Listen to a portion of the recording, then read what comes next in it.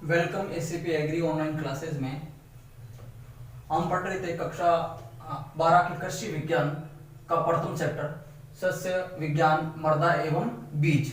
ये चीज पढ़ रहे थे, उसका एक टॉपिक हम पढ़ चुके थे, वो था सस्य विज्ञान पढ़ लिया था। उसके बाद हमने पढ़ा सोइल फर्टिलिटी मृदा उर्वरता, और उसका नेक्स्ट टॉपिक है मृदा उत्पादकता यानी सोइल प्रोडक्टिविटी के बारे में आज पढ़ेंगे। उसको इफेक्ट करने वाले कौन कौन से मृदा उत्पादकता को प्रभावित करने वाले कारक कौन से हैं, मृदा उर्वरता एवं उत्पादकता के अंदर क्या अंतर है, वो चीज हम एक एक करके हम देखेंगे। तो आज सबसे पहले स्टार्ट करते हैं मृदा उत्पादकता से, है ना। तो मृदा उत्पादकता है क्या? मृदा उत्पादकता का अभिप्राय उसके प्रति हेक्टर पैदावार देने की क्षमता से है। इसका रुपए या प्रति हेक्टर उपज के रूप में व्यक्त करते हैं। मतलब समझने की बात यह है कि इसको प्रति हेक्टर, इसको किसके अंदर नापा जा सकता है, उसकी मतलब रुपए या प्रति हेक्टर उपज कितनी है, उस मिट्टी की प्रति हेक्टर उपज कितनी है, या फिर प्रति हेक्टर कितने रुपए उसको उनको प्राप्त हुए। तो ये इसको नापने की क्षमता, मतलब उस मृदा को कितना उत्पादन करने की क्षमता।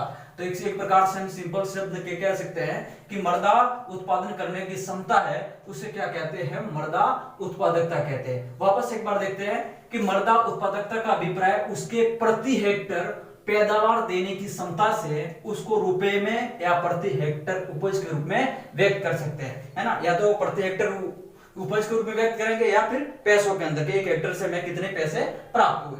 ये चीजों के बाद इसे क्या कहेंगे? मृदा उत्पादकता। अब आगे देखते हैं फैक्टर। उत्पादन के कई वर्धी कारकों के पारस्परिक संबंधों पर निर्भर करता है। ये उत्पादन के कई वर्धी कारक, मतलब जो प्रोडक्शन है या फसल के प्रोडक्शन का जो कारक है वो पारस्परिक संबंधों पर निर्भर करता है। अधिक उत्पादन के लिए सभी कारक पौधे की वृद्धि के लिए उपयुक्त दशा का होना आवश्यक है। मतलब हाई प्रोडक्शन लेना है, अधिक उत्पादन हमें लेना है, तो सभी कारकों पौधे के लिए उपयुक्त दशा का होना चाहिए। मतलब क्लाइमेट का भी सही होना चाहिए, मृदा का उर्वरता का भी सही होना चाहिए, मृदा की स्थिति अच्छी होनी चाहिए। तो ये सभी कारक है जो मृदा के लिए, और सभी कारक पौधे की वृद्धि के लिए उपयुक्त दशा का होना आवश्यक है। सभी कारकों में फसल उत्पादन के लिए मुख्य कारक मृदा है। मतलब क्या कहने का मतलब है, सभी कारक है, जितने भी जलवायु है, मृदा है, सोइल प्रोफाइल है, मृदा संरचना, मृदा कणाकार, मृदा की जल धारण क्षमता, ये जितनी भौतिक दशा स्थिति, ये सारी चीजें हैं। सभी कारकों में फसल उत्पादन के लिए मुख्य कारक मृदा है। उन कारकों में मुख्य कारक मृदा है। जैसे उसके अंदर विभिन्न कारक है। क्यों? परिवहन की सुविधा, मान लीजिए अपने जमीन है वो अपने किसी मंडी के पास में ही है, तो हमें यातायात के साधनों के से खर्च कम व्यय करना पड़ेगा, तो हमें व्यय कम पड़ेगा, तो उपज हमारी क्या है? प्रति हेक्टर उपज ज्यादा आएगी। तो इसलिए क्या है कि सभी कारक है, बहुत सारे कारक है फसल उत्पादन के लिए मुख्य कारक, उसके अंदर से मृदा क्या है? एक मुख्य कारक है। क्योंकि मृदा उर्वरा होगी, अच्छी होगी, तो उपज भी अच्छी होगी। यदि अच्छी उपज होगी तो उसकी प्रति हेक्टर उपज भी अधिक होगी या फिर उत्पादकता अधिक होगी। कोई भी उत्पादक उपजाऊ भूमि उत्पादक हो यह आवश्यक नहीं है। कोई भी, वापस एक बार लाइन को रिपीट करिए, कोई भी उत्पादक उपजाऊ भूमि उत्पादक हो यह आवश्यक नहीं है। कहने का मतलब यह है कि कोई उपजाऊ भूमि है वो उत्पादक हो ऐसा कोई जरूरी नहीं है। जो मृदा, क्यों? लेकिन इसका रीजन हम पढ़ेंगे आगे। लेकिन उत्पादक भूमि के लिए उपजाऊ होना जरूरी है। अगर मान लीजिए प्रोडक्शन अच्छा है तो उसके लिए उपजाऊ होना जरूरी है। लेकिन इसके विपरीत है ये लाइन, ऊपर वाली लाइन, कि उत्पादक उपजाऊ भूमि है वो उत्पादक हो ये आवश्यक नहीं है। क्यों? उसके भौतिक कारण, बहुत सारे ऐसे क्लाइमेटिक कारण की वजह से, या फिर मान लीजिए उसके यातायात के साधन की दूरी है, या फिर हम कई कारण कारक हो सकते हैं जिसके कारण से क्या हो सकता है कि इसकी उत्पादकता भूमि है, जो उत्पादक उपजाऊ भूमि है वो उत्पादक हो ये जरूरी नहीं है। वापस एक बार इसको देखो, कोई भी उत्पादक उपजाऊ भूमि उत्पादक हो ये आवश्यक नहीं है, लेकिन उत्पादक भूमि के लिए उपजाऊ होना आवश्यक है। कोई भी उत्पादक भूमि उसके लिए उपजाऊ होना बेहद जरूरी है। अब नेक्स्ट पॉइंट देखो, यदि भूमि में उपजाऊ भूमि नहीं है तो वो पौधे के लिए आवश्यक पोषक तत्व प्रदान करने में असमर्थ होती है। यदि भूमि उपजाऊ नहीं है तो पौधे का पोषक तत्व प्रदान करने में क्या होगी? असमर्थ होगी। मान लीजिए यदि कोई भूमि उपजाऊ नहीं है, उर्वरा नहीं है, तो वो क्या है? जो आवश्यक, मतलब जिसको नेसेसरी जितने भी बेनिफिशियल एलिमेंट्स है पौधे के लिए आवश्यक है, अगर वो प्रदान करने में समर्थ नहीं है तो उसकी उपज भी घट जाएगी। उपज निश्चित तौर पर घटेगी। मान लीजिए उसके जितने भी माइक्रो न्यूट्रिएंट्स है, पोषक तत्व एनपीके है, मान लीजिए वो नहीं है पोषक तत्व, तो उसकी क्या होगी? उपज कम होगी। अगर उपज कम होगी तो क्या होगी? मृदा उत्पादकता कम होगी। लेकिन इसके विपरीत, यदि उत्पादक ना होते हुए भी, यदि कोई भूमि उत्पादक नहीं है फिर भी उपजाऊ हो सकती है। कैसे? अब मान लीजिए देखते हैं, जैसे खड़ी फसल को हम भूमि की उर्वरा शक्ति को दर्शाती है। मान लीजिए खड़ी फसल हमने देख ली, एक ही न्यूट्रिशन है उसके अंदर, हमने प्रति हेक्टेयर उपज कितना दे रहा है वो मृदा उत्पादकता कहलाएगी।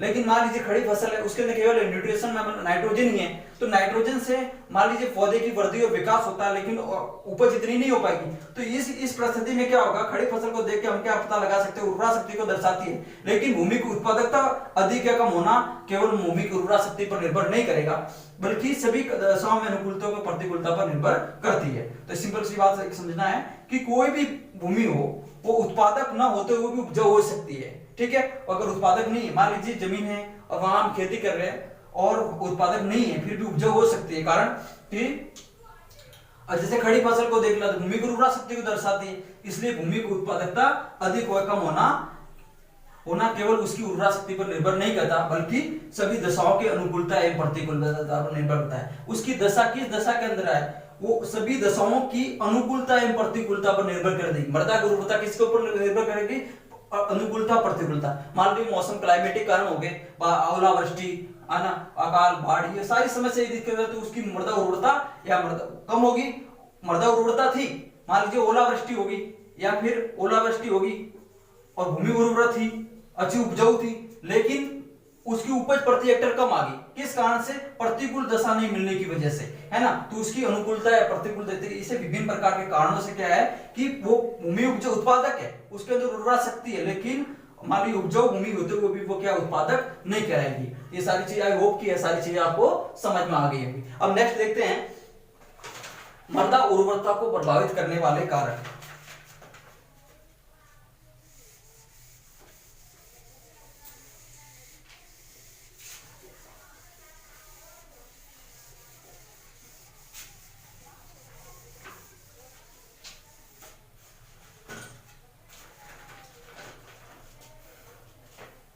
मृदा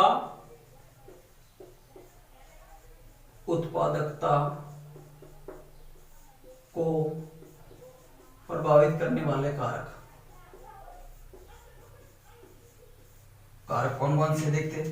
पहला है, एक एक करके हम पढ़ेंगे। पहला है मृदा उर्वरता, किस प्रकार से प्रभावित करेंगे वो सारी चीजें डिटेलिंग में पढ़ेंगे। मृदा की भौतिक दशा,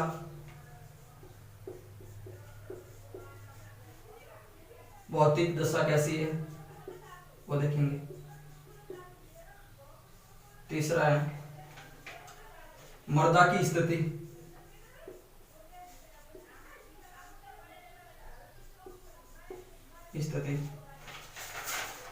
मृदा की स्थिति।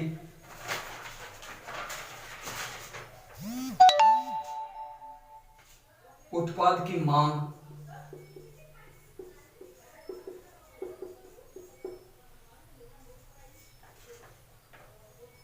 यातायात के साधन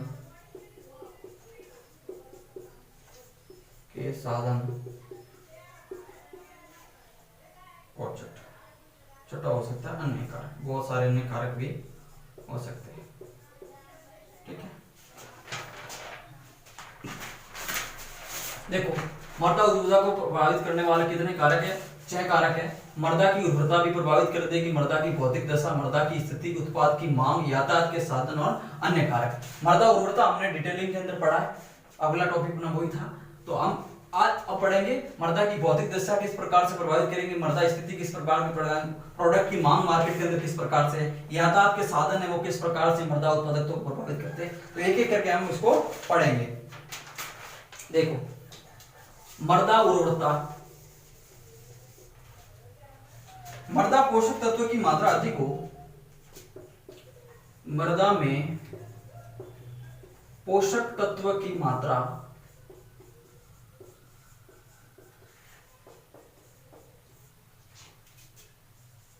अधिक हो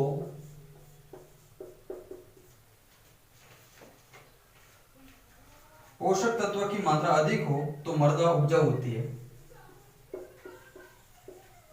उपजाऊ होती है और उसकी उत्पादकता भी अधिक होगी। उसकी उत्पादकता की प्रोडक्टिविटी क्या होगी, अधिक होगी, भी अधिक होती है। इसका दूसरा कारक था मृदा की भौतिक दशा। मृदा की भौतिक दशा, भौतिक दशा के अंदर देखो मृदा की संरचना, मैंने पहले ही बताया था सारे ये कारक कौन कौन से, मृदा संरचना, मृदा कणाकार, वायु संचार, एरिएशन मृदा के अंदर किस प्रकार से हो रहा है, जल धारण क्षमता,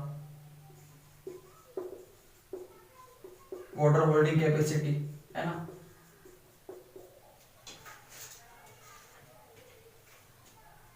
यदि मृदा की भौतिक दशा अच्छी है तो उत्पादकता भी अच्छी होती है। ठीक है। तीसरा कारक है मृदा की स्थिति।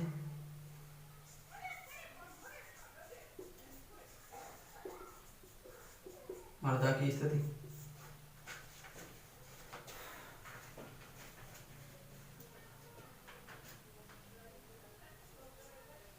अन्य कारकों के समान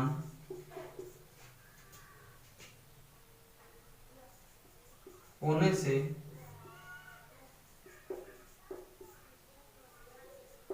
शहर के पास वाली मृदा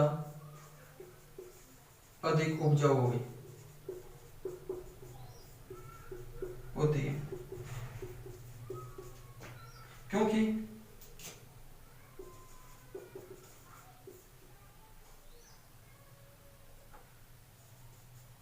शहर के पास होने के कारण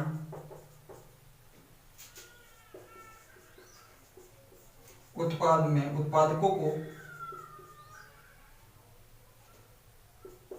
फसल बेचने में सुविधा मिलती है, सुविधा प्रदान मिलती है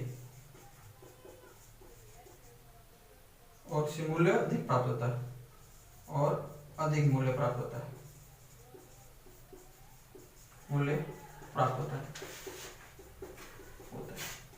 ठीक है।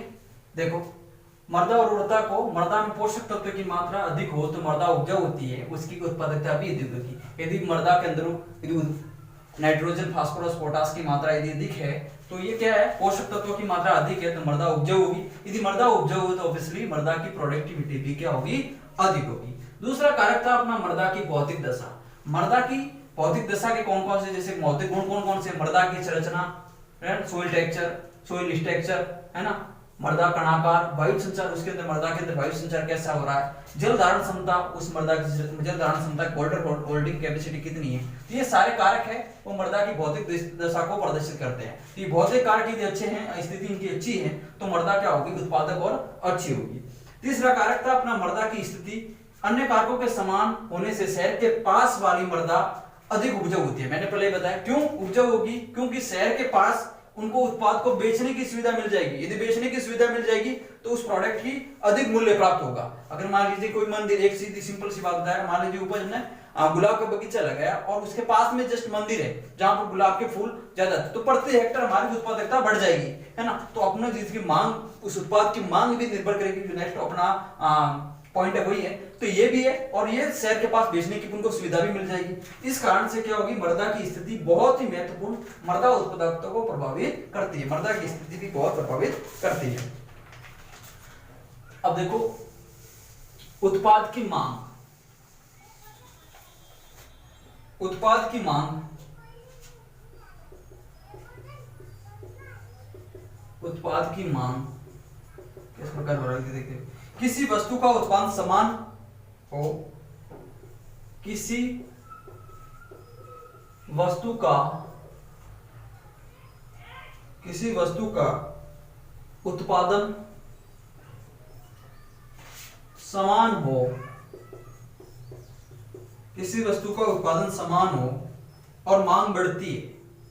अगर उत्पादन समान हो रहा है तो मांग बढ़ती है, तो उस वस्तु का प्रति इकाई मूल्य बढ़ जाता है। तो उस वस्तु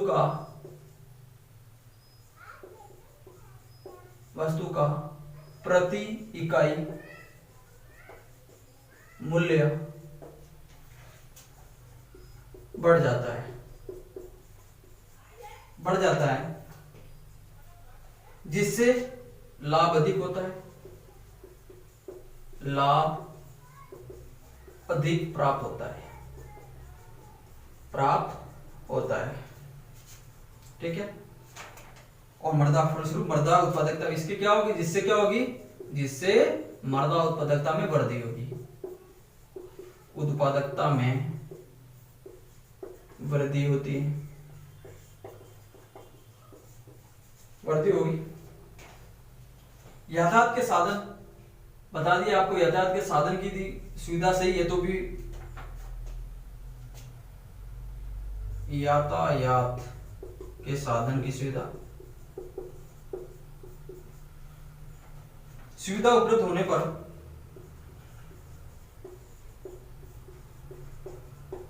होने पर व्यय कम होता है, क्योंकि किराया कम लगेगा, व्यय कम होता है, जिससे लाभ अधिक प्राप्त होगा। मतलब क्या प्रति हेक्टेयर आपको कितना फायदा मिल रहा है ना, सब इंपॉर्टेंट वही है।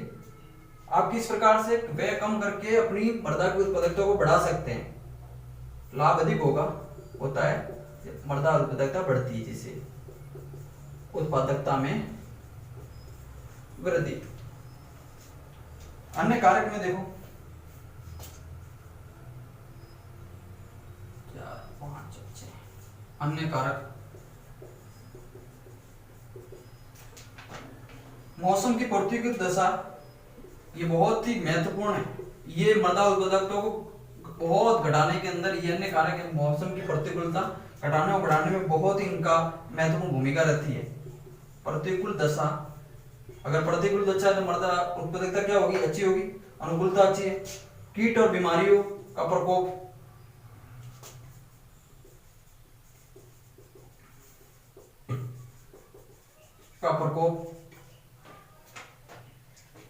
जानवरों द्वारा नुकसान,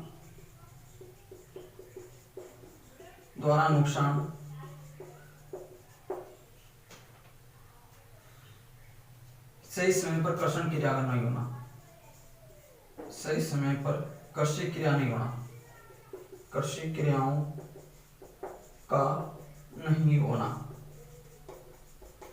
ठीक है। अब देखो, उत्पाद की मांग, किसी वस्तु का उत्पादन समान हो रहा है तो उसके मार्केट के अंदर मांग बढ़ेगी।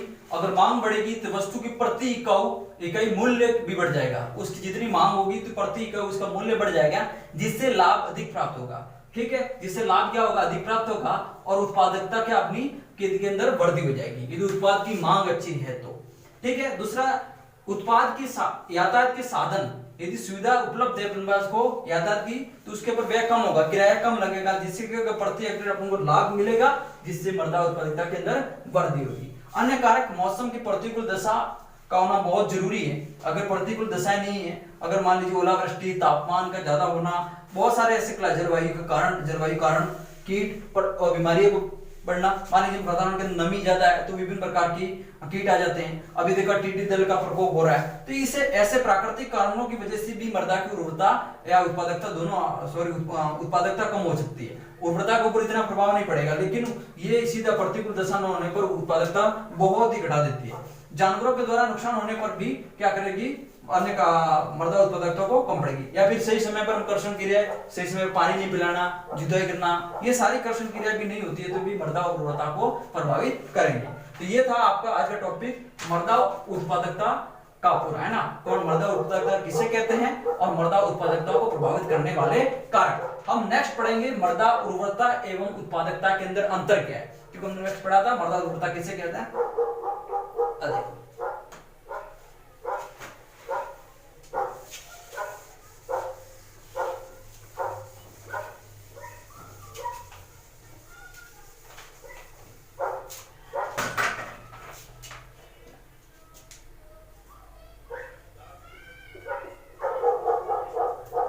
एक तरफ लिख लेते हैं मृदा उर्वरता, दूसरी तरफ लिखते हैं मृदा उत्पादकता। पहला पॉइंट तो आपने लिखा है कि इसको किस प्रकार से प्रति हेक्टेयर उपज के अंदर नापते हैं। देखो देखो, मृदा उर्वरता का संबंध पौधे की आवश्यक पोषक तत्वों की उचित मात्रा का सही अनुपात में उपलब्ध कराने से समता है। अगर ये अंतर आपने समझा, ये डिफरेंस समझा, तो मान लीजिए सारी चीजें समझ में आगे आ जाएगी।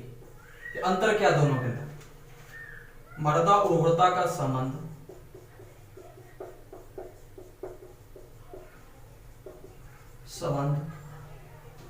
पौधे के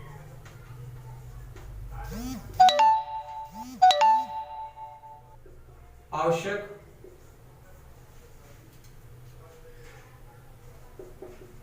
पोषक तत्व की उचित मात्रा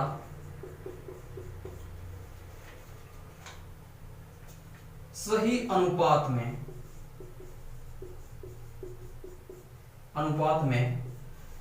सही अनुपात में उपलब्ध कराने से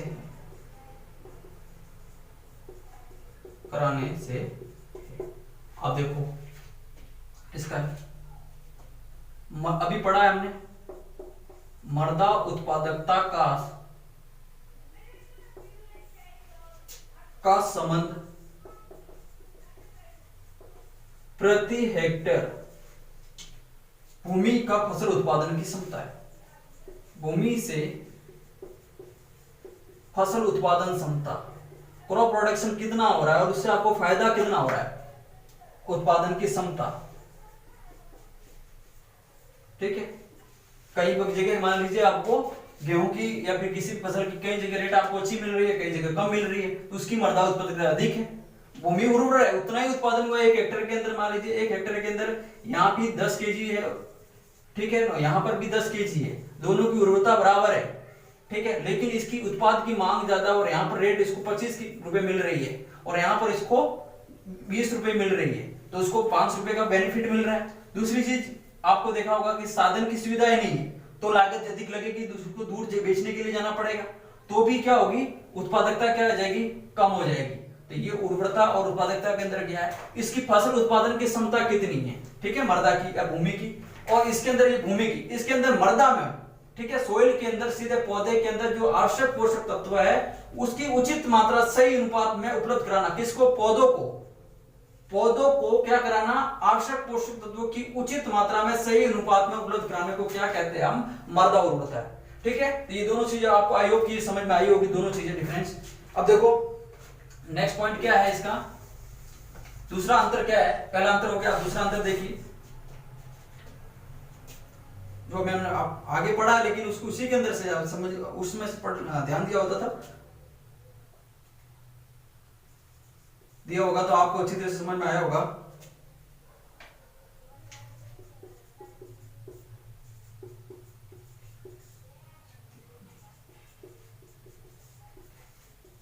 और नहीं, उर्वर मृदा उत्पादक हो सकती है, हो भी सकती है और नहीं। उत्पादक मृदा हमेशा उर्वर होगी, पहले भी हमने पढ़ा, जो उत्पादक मृदा होगी वो हमेशा उर्वर होगी, उपजाऊ होगी, उर्वर या उपजाऊ भी कह सकते होगी।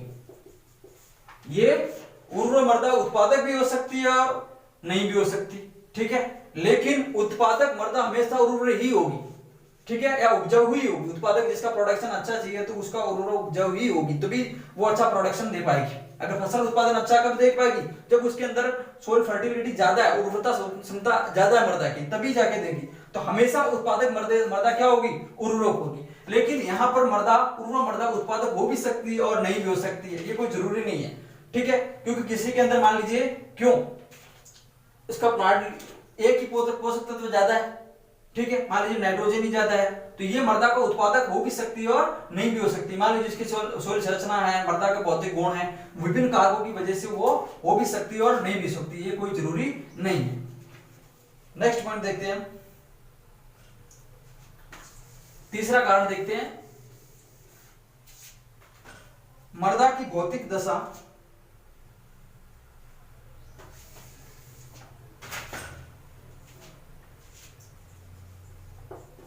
मृदा की भौतिक दशा, रासायनिक स्थिति,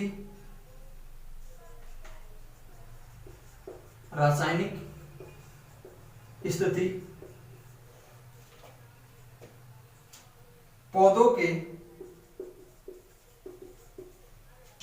पोषक तत्व की मात्रा व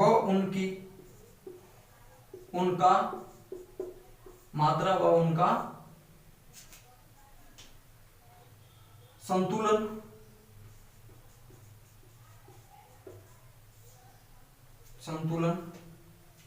मृदा उर्वरता पर निर्धारित करता है। मृदा उर्वरता को निर्धारित करता है।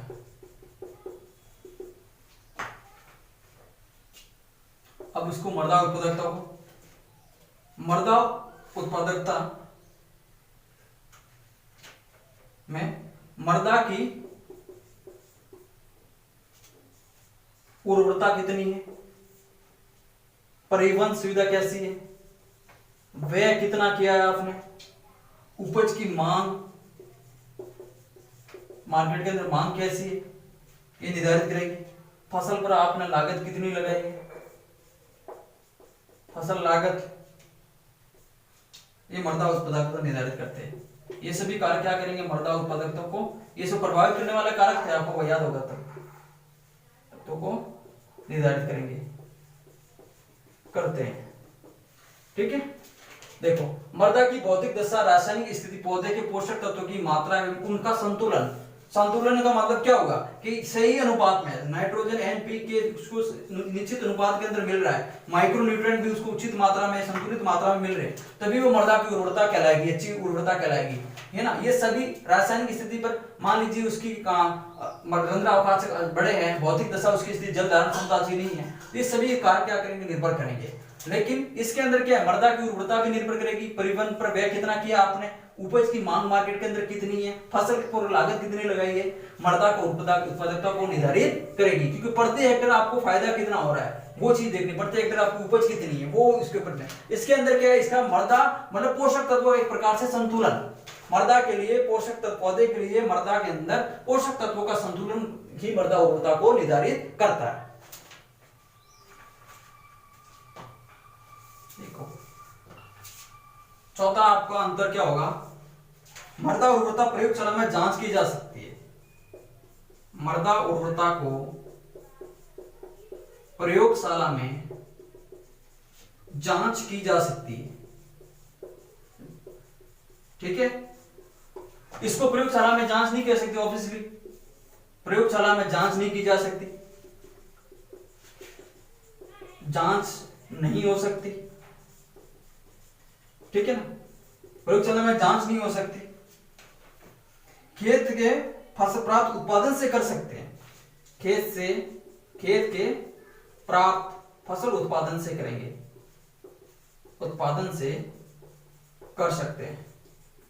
ठीक है, अंदर आपको समझ में आया होगा कि उर्वरता की प्रयोगशाला के अंदर मान लीजिए मृदा के अंदर कितने न्यूट्रिशन है, संतुलित मात्रा में है कि नहीं, लैब के अंदर पता कर लेंगे कि मृदा के अंदर नाइट्रोजन की मात्रा कितनी है, फास्फोरस की मात्रा कितनी है, पोटास की कितनी है, माइक्रोन्यूट्रिएंट्स की कितनी है। ये सारी चीजें हम प्रयोगशाला या लैब के अंदर, सोइल लैब के अंदर जांच कर सकते हैं, लेकिन इसको जांच नहीं कर सकते। इसके जांच किस प्रकार से करेंगे कि खेत के अंदर से प्रति हेक्टेयर आपका फसल उत्पादन कितना हुआ है, ठीक है, खेत के अंदर हमें प्राप्त फसल उत्पादन कितना हुआ है, उसके आधार पर ही हम उसकी जांच कर सकते हैं। तो ये समझ में आ गई होगी दोनों। अब देखो अंतर को आपको अच्छे से समझना है ना, वीडियो को पॉज कर करके या फिर आप स्क्रीनशॉट लेके अच्छे से समझोगे।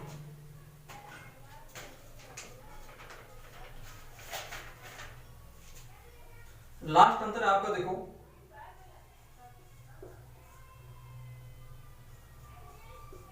मृदा उर्वरता, मृदा उत्पादकता का बोला कि अगर मृदा पहले ही हमने पढ़ लिया कि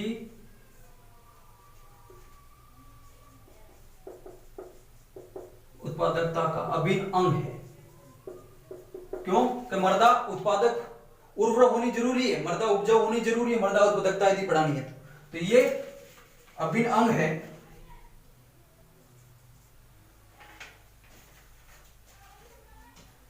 उर्वरता के अंतर्गत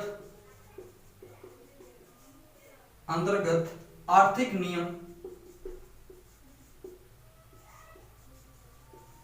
नियम मांग पूर्ति उत्पादन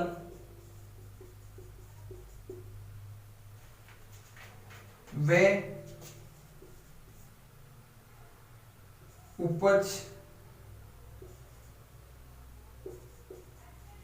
उपज का मूल्य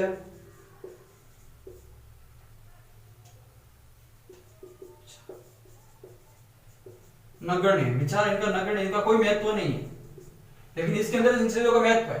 ठीक है, मृदा उर्वरता मृदा उत्पादकता का अभिन्न अंग है, इसके बिना इसकी मतलब क्या है, मृदा उत्पादकता अभिन्न कौन सा, मृदा उर्वरता। लेकिन इसके अंदर क्या है, उर्वरता के अंतर्गत आर्थिक नियम, मांग की पूर्ति उत्पादन, व्यय, उपज की मांग, परिवहन सुविधा, ये सारे इनकी कोई मोल नहीं है। क्यों? इसके अंदर सीधी उर्वरता का अर्थ है कि पोषक तत्व न्यूट्रिशन मृदा के अंदर कितनी है, आपको उर्वरक क्षमता कितनी है वो जान, है ना। तो इसके अंदर ये चीज जारी नहीं। मृदा उत्पादकता का व्यापक शब्द है मृदा उत्पादकता, व्यापक शब्द है जिसमें या जिसके अंतर्गत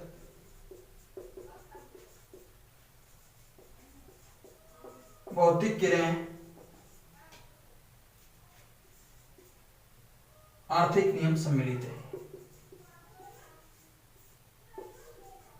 नियम सम्मिलित है। ठीक है, इसके अंदर क्या है, मांग पूर्ति इनका कोई मूल्य नहीं, लेकिन इसके अंदर सब चीज भौतिक क्रिया, आर्थिक नियम, सारी चीजें सम्मिलित है। ठीक है, मृदा उत्पादकता के एक व्यापक शब्द है। ठीक है, ये मृदा उर्वरता मृदा उत्पादकता का भिन्न अंग है। तो ये थे पांचों पांच क्या, मृदा उर्वरता और मृदा उत्पादकता के अंदर अंतर। आई होप कि सारी चीजें आपको समझ में आई होगी। ठीक है, तो यदि आपको वीडियो पसंद आया तो लाइक, शेयर और कमेंट जरूर करें।